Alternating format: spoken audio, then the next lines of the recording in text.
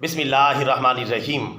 پیارے رسول اللہ صلی اللہ علیہ وسلم نے ارشاد فرمایا، اگر تم اللہ تعالیٰ پر ایسا توکل اور بھروسہ رکھو جیسا توکل اور بھروسہ رکھنے کا حق ہے تو تمہیں بھی اسی طرح رزق ملے گا جیسا کہ پرندوں کو رزق ملتا ہے کہ وہ صبح کے وقت بھوکے نکلتے ہیں اور شام کے وقت پیٹ بھر کر گھر واپس آتے ہیں۔ بحوالہ جامع ترمذی حدیث شریف نمبر 2344۔ برادران اسلام، اس میں اللہ تعالیٰ پر توکل اور بھروسہ رکھنے کی تلقین کی گئی ہے۔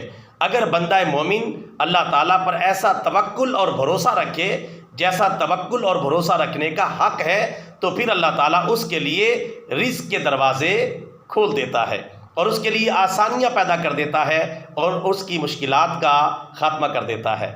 اور اللہ تعالیٰ قرآن پاک میں بار بار یہی تاکید فرماتا ہے کہ وَعَلَى اللَّهِ فَلْيَتَوَكَّلِ الْمُتَوَكِّلُونَ، اور بھروسہ کرنے والوں کو صرف اور صرف اللہ پر بھروسہ کرنا چاہیے۔ اور فرمایا وَعَلَى اللَّهِ فَلْيَتَوَكَّلِ الْمُؤْمِنُونَ، اور مومنوں کو صرف اور صرف اللہ تعالیٰ ہی پر بھروسہ رکھنا چاہیے۔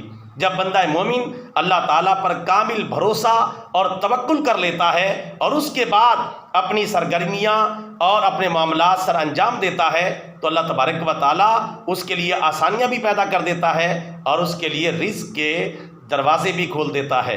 لیکن یہ بات یاد رکھیں، توکل کا یہ مطلب نہیں کہ ہاتھ پر ہاتھ دھر کے بیٹھ جائیں اور کچھ بھی نہ کریں۔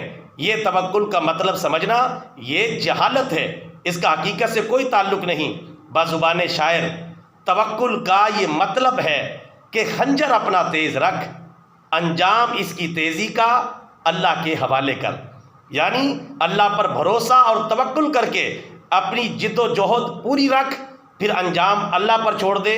اللہ تعالیٰ تمہیں وہاں سے رزق دے گا جہاں سے تمہارا گمان بھی نہیں ہوگا۔